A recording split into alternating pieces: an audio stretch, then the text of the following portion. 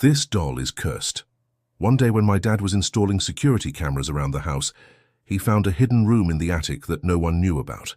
Inside the room was a dollhouse with a creepy porcelain doll inside of it.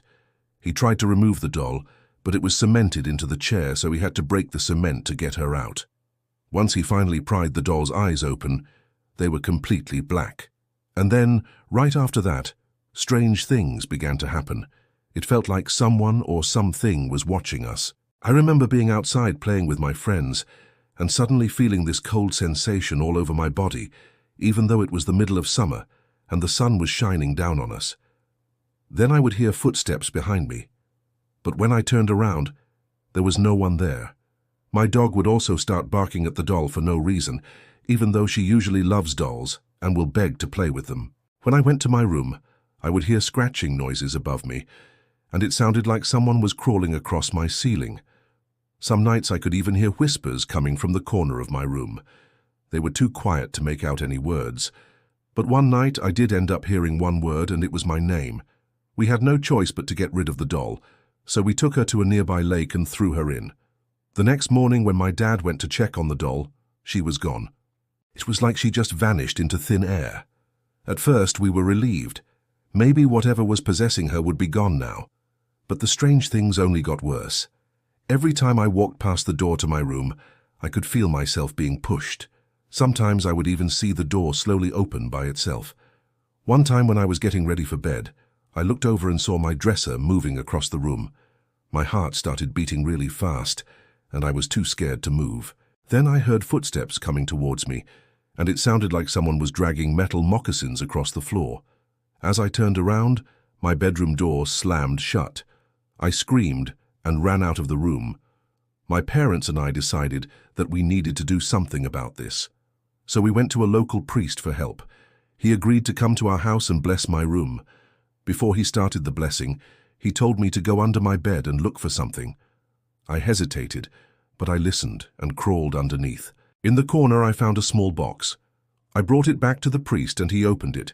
Inside was a pentagram necklace. The priest immediately stopped the blessing, called my parents over, and told them that this was not a good thing to have in the house. He said that whoever owned this necklace before me probably used it to summon demons, and now they're stuck here because of it. After he left, I asked my parents if I could throw the necklace away.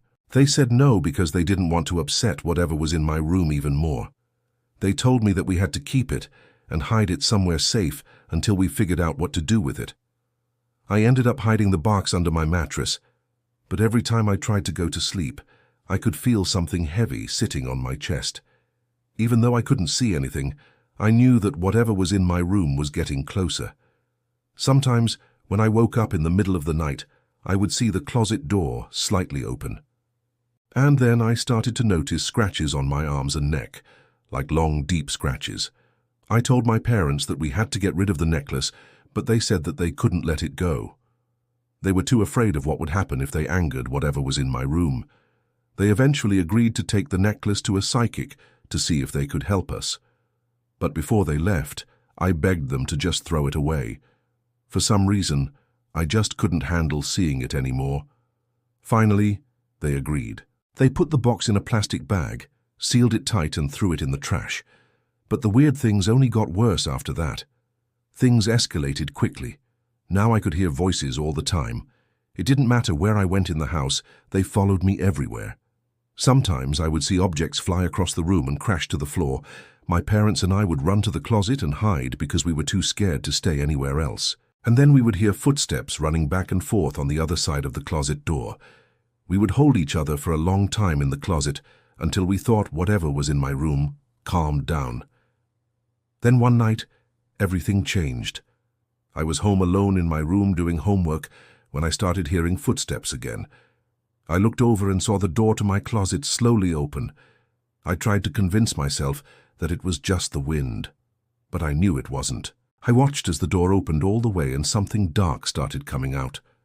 Whatever it was tall and skinny, and it seemed to float. It moved towards me, and I screamed and screamed and screamed. When my mom came home, she found me curled up in a ball on the floor with my homework scattered around me. I told her what I saw, and she immediately believed me. She took me out of the room, and we stayed in the living room together until my dad came home. We told him what happened, and the three of us stayed up all night huddled together on the couch. We were too afraid to let each other out of sight in case whatever was in my room tried to attack one of us while we were in another room. The next morning, when we went into my room, everything was different. All of my furniture was lined up in a perfect row against the walls, and there were pentagrams drawn on the floor. My desk drawers were completely empty. All of my clothes were missing. And then we noticed something on my bed. It was the doll that my dad found in the attic. She was sitting upright in the corner of my bed, staring at us. Her eyes were wide open, and they were now a normal color, but she still had a sinister grin on her face. After that, things calmed down for a bit. The voices and footsteps stopped, and the scratching on my arms also stopped. But the doll remained in my room. And no matter how many times we tried, we couldn't get rid of her. One night I was getting ready for bed, and I looked over and saw that the doll was moving. She was crawling towards me on the bed. She moved faster and faster until she jumped off the bed and stood in front of me. I started screaming and backing away, but I tripped over something and fell to the ground. As I looked up, I saw the doll standing over me with her arms outstretched. She had a knife in her hands and it was dripping with blood. I don't remember what happened next. My memory is kind of blocked out, but the next thing I remember is waking up in a hospital bed. My mom and dad were sitting next to me crying.